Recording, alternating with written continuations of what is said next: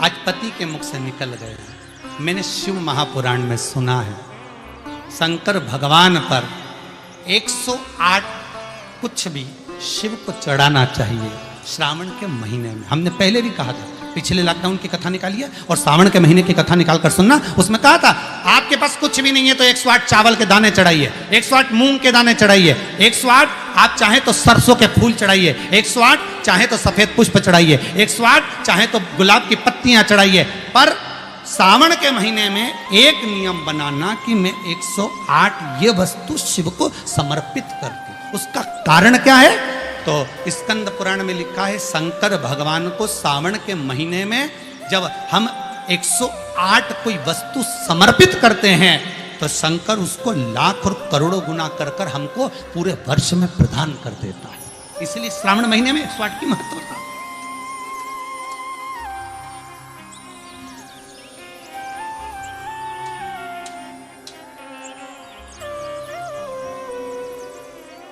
बाबा से विनय निवेदन, उसके चरणों का स्मरण।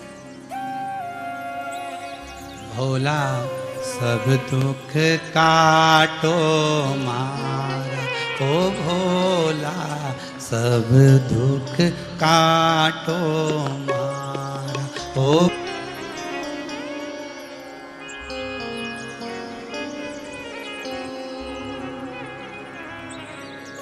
नियम ऐसा लो जो सज जाए। नियम ऐसा, कभी ऐसा नियम मत लेना जो ना सजे हो।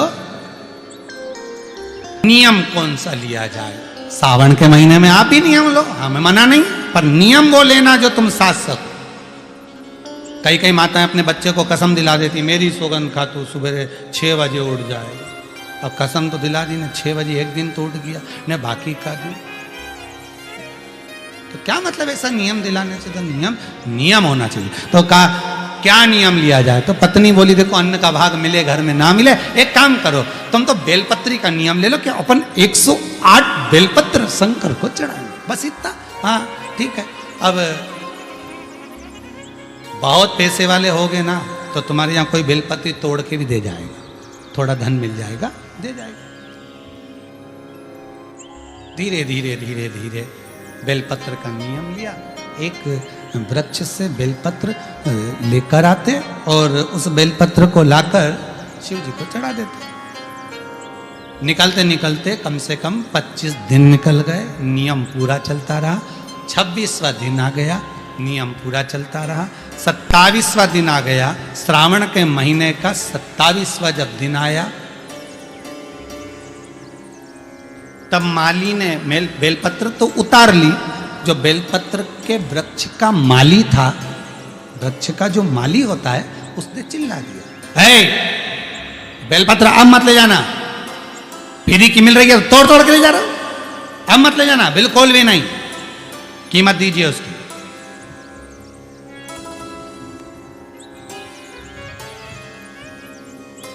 पूरे विश्व में, भारत की धरा पर, देश विदेश में, पिछली कथा में कहा था 1 जून से लेकर 25 जुलाई तक बेलपत्री वृक्षारोपण महोत्सव मनाना। हजारों लाखों वृक्ष सबको लगाना। और आप जो बेलपत्री का पौधा लगा रहे हैं, इसका फल कितना है वो ध्यान करना। एक बेलपत्री का पौधा यदि लगा रहे हो, 24 घंटे बेलपत्री का वृक्ष ऑक्सीजन प्रदान करता है। 24 घंटे, हर पल हर घड़ी ऑक्सीजन देता, रात में भी दिन में भी। और बेलपत्री का पत्ता अगर टूटेगा, टूट कर कहीं जाएगा तो कहां जाएगा? शंकर के चरणों में, शिव के। और बेलपत्री का फल अगर टूटा, उसमें से कुछ भाग निकला, तो बेलपत्री के फल में वो आनंद है कि बेलपत्री का बीले का गुर्दा किसी के मुख में चले जाता है तो कई रात्रि तक उसके हृदय में, चित्त में शिव समाया रहता है। और अगर वो मर भी गया तो शंकर के धाम चले जाता है। बेलपत्री के फल में वो आनंद छुपा हुआ। महाराज एक नियम बनाया उन्होंने, बेलपत्री का पौधा, बेलपत्री की पत्ती को तोड़ते, शिव जी को ले जाके समर्पित करते। अब 27 दिन हो गए, वो चिल्ला दिया, माली ने कहा इसका पैसा दीजिए, अगर आपको तोड़ना है तो पैसा देना पड़ेगा। अब इसके पास धन होता तो अन्न का भाग नहीं कर लेता, 108 अन्न के दाने नहीं चढ़ा देता, पर है ही नहीं, कुछ होए तो चढ़ाए नहीं। 28वां दिन, 28वां बगीचे के मालिक ने मना कर दिया, बगीचे का मालिक मना कर देता नहीं। अब 28वां, दोनों बेलपत्री के वृक्ष के सामने से निकल कर जा रहे हैं, और बेलपत्री के वृक्ष के सामने से निकल कर जाते जाते आंख में अश्रु भरे बेलपत्री के वृक्ष को देखकर हाथ जोड़कर कहते हैं शंभु, शंकर। शंभु का मतलब क्या है? ये शंभु जो है ना, ये संबोधन बदला गया, नहीं तो स्वयंभू था।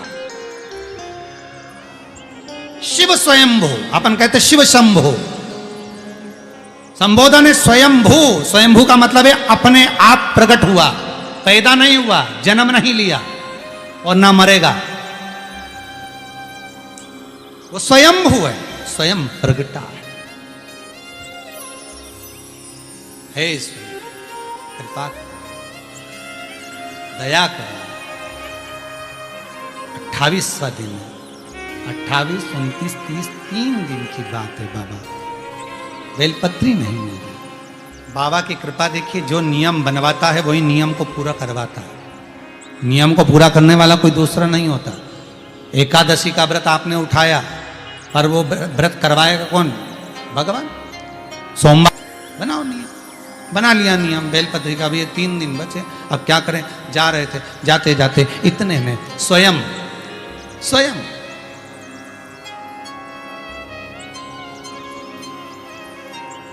एक छोटा सा बालक बेलपत्री की पत्तियों को अपनी झोली में भरकर लाया, और बालक कहता है माँ, ओ माँ ले आओ ये बेलपत्री। आप रोज मंदिर जाती हो ना, मैंने आपको देखा था मंदिर जाते हुए, आप बेलपत्र चढ़ाती हो ना, मैंने आपको देखा था। मैंने मन में सोचा एक बार मैं भी बेलपत्र चढ़ाऊं, पर मेरी माँ मुझे जाने नहीं देती ना, इसलिए मैं बेलपत्र आपको दे देता हूं। आप ये बेलपत्र शिव को समर्पित करो।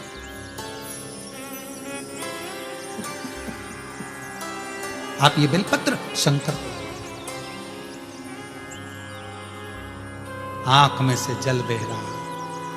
कहते हैं बेलपत्री को पानी में क्या धोया? अश्रु में धो दिया। जैसे सुदामा के चरण को भगवान कृष्ण अपने नयन अश्रु में धो देते हैं। ये दोनों वैश्य, दोनों बनिए पति पत्नी बेलपत्री को अश्रु में धोते धोते शिव जी के धाम में ले जाकर समर्पित कर देते। नियम पूरा। कौन पूरा करा रहा है? भगवान। समय आया, दूसरा दिन फिर आ गया, 29वां दिन था, 2 दिन और बचे थे। शंकर जी को लगा क्या करा जाए। भगवान शंकर ने पार्वती से कहा, पार्वती आज तुझे जाना चाहिए, कल गणेश गया था, आज तू जा। ये अपने परिवार की जवाबदारी है। जब कोई अपना व्यक्ति अपने घर में आता है तो उसको निभाना अपना फर्ज है। आपके घर में कोई आएगा तो गद्दा कौन लगाएगा? आपको लगाना है। तकिया किसको देना है? आपको देना है। चादर किसको देना है? आपको देना है। कम्बल किसको देना है? आपको देना है। भोजन किसको कराना है? आपको कराना है। अगर कोई अपने मंदिर में आ रहा है और बेलपत्री का उसका नियम है तो नियम कराए तो उसको निभाना भी तुम्हें पड़ेगा। भाई 4 मेहमानों में से 3 तो रोटी खा रहे और एक व्यक्ति की एकादशी का व्रत है वो नहीं खा रहा, तो खिचड़ी कौन बनाएगा? अरे बोलो तो जम के, कोई दूसरा बनाएगा कि पड़ोसन को फोन लगा के बोलोगे देखो हमारे यहाँ तो भैया हम खिचड़ी नहीं बनाएंगे, तुम्हारे यहाँ मेहमान में भूख लगी है और इसका व्रत है तो तुम कहीं पे भी जाके खा, पर हम खिचड़ी। फर्ज तो अपना है ना, अपने यहाँ आया है तो खिचड़ी भी अपने को बनाना पड़ेगी। भाई बनाओ खिचड़ी, बहुओं से कहो खिचड़ी बनाओ, एक का व्रत है। उसी तरह भगवान नियम तुमने लिया है, व्रत तुम्हारा कर रहा है तो निभाना उसको पड़ेगा। जाओ पार्वती। पार्वती बोली मैं कहाँ जाऊं? बेलपत्री दो, जाओ बेलपत्री दो। हाँ पार्वती जी बोली बेलपत्री मैं और वृक्ष से उतारूंगी तो मुझे वो आनंद की अनुभूति नहीं होगी। और ध्यान दीजिए इस कथा पर, हो सकता है आज कथा का प्रथम दिन और बाबा ने ये कथा आप सबके लिए निकाली है, तो उसको धारण करिएगा कि बेलपत्री की अगर मैं वृक्ष से उतारती हूं तो दुख मुझे होगा, ये पार्वती जी कहती है। शिव महापुराण की विद्धेश्वर संहिता उमा खंड भी कहता है, आप एक बेलपत्री का वृक्ष लगाओ और लगाने के बाद उसको पूर्ण तरह से पोषित करो, खाद डालो, पानी डालो, उसको पूर्ण तरह से बड़ा करो, तो तुम किसी पेड़ की बेलपत्री तोड़कर शंकर को चढ़ाओगे तो शंकर स्वीकार करेगा। मालूम पड़े पेड़ एक नहीं लगाया और सारे गांव की बेलपत्री तोड़ तोड़ के शंकर को चढ़ाया, और कि मेरे बराबर कोई धर्मात्मा नहीं, तो शंकर बोले तेरे बराबर कोई ढोंगी भी नहीं। शिव भी कहेगा तुम्हारे बराबर कौन है ढोंगी, कौन प्रपंची।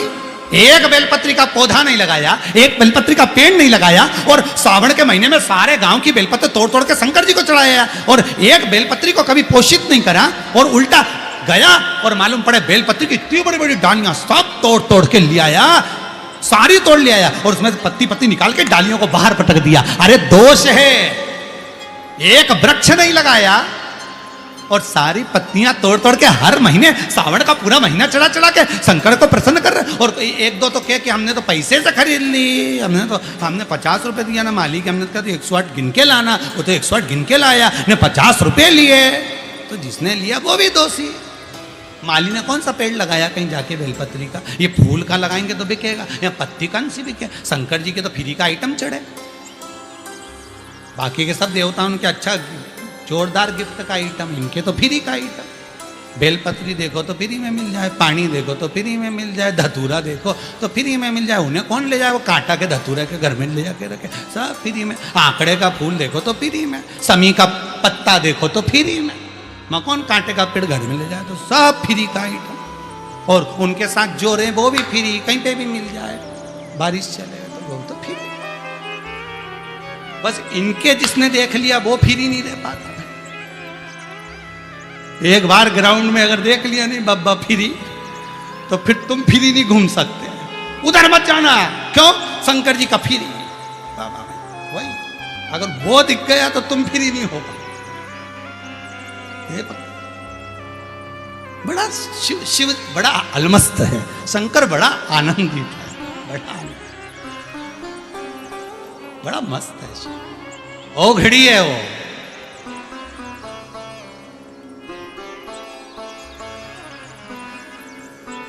वो घड़ी है।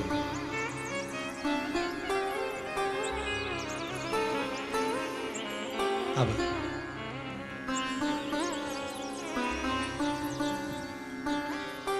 जाओ पार्वती, तुम जाओ।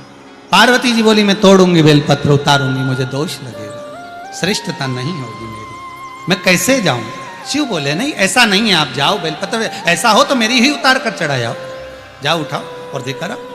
पार्वती जी ने जो कल बेलपत्र चढ़ाई थी वही पार्वती उठा के लिए धो के वापिस रख देगी। पार्वती जी ने बुढ़िया का रूप रखा, बूढ़ी का रूप रखकर एक जगह पर पार्वती जी सुंदर वस्त्र पहनकर बैठ गई, और जाते जाते पथिकों को रोक रही हैं। पार्वती जी रोक रही हैं पथिकों को, ए भैया रुको, ए भैया रुको, सावन का महीना चल रहा है, बेलपत्र ले जा। पर कोई बेलपत्र लेने को तैयार नहीं, कोई नहीं ले रहा। ये दोनों जा रहे थे, इन्होंने कहा माँ क्या बात है। माँ कहती है मेरे पाँव में तकलीफ है, मैं जा नहीं सकती, ये बेलपत्र आप ले जाओ। शिव महापुराण की कथा कहती है कोई महाकाल जा रहा है, कोई सोमेश्वर जा रहा है, कोई मल्लिकार्जुन जा रहा है, कोई काशी जा रहा है, कोई विश्वनाथ जा रहा है, कोई केदारनाथ जा रहा है। कोई व्यक्ति अगर 12 ज्योतिर्लिंग में जा रहा है, आप खुद नहीं जा सकते, कुछ भेज नहीं सकते, तो एक बेलपत्र को ओम नमः शिवाय लिखकर एक कॉपी में और रजिस्टर में उसको रखकर सीधी की सीधी उस कॉपी को ओम नमः शिवाय लिखकर शंकर के पास भेज दो। कह देना ये बेलपत्र निकालकर शिव को चढ़ा देना। हमारे के पास में पार्वती जी ने दिया, ये लेकर चली। पार्वती जी ने जो दिया था वो शंकर जी को समर्पित करा। नियम इन्होंने लिया था, पूरा शिव जी ने। 30वां दिन बेलपत्री नहीं मिली। सावन आने दो, बेलपत्री के वृक्षों में पत्तियां मिलना बंद हो जाती, बहुत सारे लोग धर्मात्मा इकट्ठे हो जाते। निवेदन है उतनी ही तोड़ना वृक्ष से जितनी आपने लगाई हो, जितनी आपने लगाई। अरे सीधा सीधा बात है भाई, फल उतना ही मिलता है। वो कहे ना, अब 30वां दिन शिव जी का नाम लेकर घर से निकल गए, वृक्ष पर से पत्ती आने नहीं है। पार्वती जी ने शंकर जी से कहा, गणेश जी चले गए, मैं भी चली गई, कार्तिकेय रुष्ट होके श्री सेलम में बैठे हैं, अब तुम ही बचे हो। बहुत अच्छा परिवार है शंकर पार्वती का, इनके जैसा परिवार दुनिया में किसी का नहीं होगा। गले में सांप, बैठे नंदी पे, बाजू में कार्तिकेय के मोर, पार्वती बैठी शेर पे, गणेश जी चूहे पे, सब एक दूसरे के दुश्मन। उसके बाद भी कितनी शांति से आराम से रह गए कि तुम तो जब फ्री हो जाओ घर से, लोटा भर के पानी लिया, चढ़ा के चले जाओ। शंकर जी अलमस्त बैठे, पार्वती जी हाथ जोड़ के बैठी कि इन्हीं पे चढ़ाना, हमारे कपड़े गीले करके मत जाओ। कितना मस्त परिवार, उनके जैसा कोई परिवार अलमस्त है।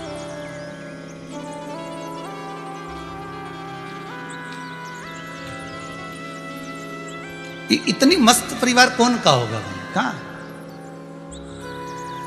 लक्ष्मी स्वयं पार्वती जी शंकर जी से बोली, देखो प्रभु, गणेश जी हो आए बेलपत्री दिया, पार्वती हो आई बेलपत्री दिया, कार्तिक रुष्ट होकर सेलम पर बैठे, बारी तुम्हारी है। शंकर भगवान बोले, अब हमारी बारी है तो हम ही जाएंगे, तुम चिंता मत करो। और अंत में जब पूर्ण तरह से परास्त हो गए, हार गए, वो वैश्य, वो बनिया और बनिए की पत्नी, वो सेठ और सेठानी जिसके पास कुछ भी नहीं है, वो अंत में जब हार गए, तब शंकर उस समय पर जैसे ही पहुंचे, एक बंदर का रूप लेकर, एक हनुमान का स्वरूप बनाकर, एक बानर का स्वरूप बनाकर, क्योंकि शिव हनुमान है और हनुमान ही शिव है। एक बंदर का रूप रखकर, एक हनुमान का स्वरूप धारण कर कर, जैसे आप पीछे दर्शन कर रहे होगे, हनुमान जी महाराज दूध की धार लगा रहे हैं इस शिवलिंग के ऊपर, वैसा ही एक बानर, एक छोटा सा बानर, एक हनुमान का स्वरूप धारण कर कर कूद पड़ा पेड़ से नीचे, कूद पड़ा एक वृक्ष से नीचे।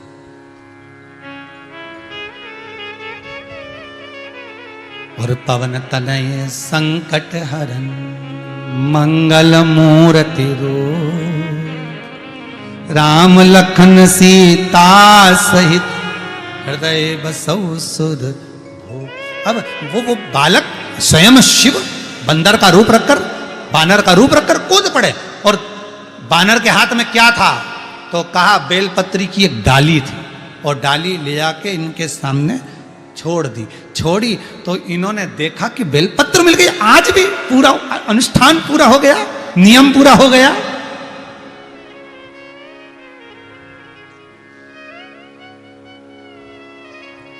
अनुष्ठान पूरा, नियम पूरा।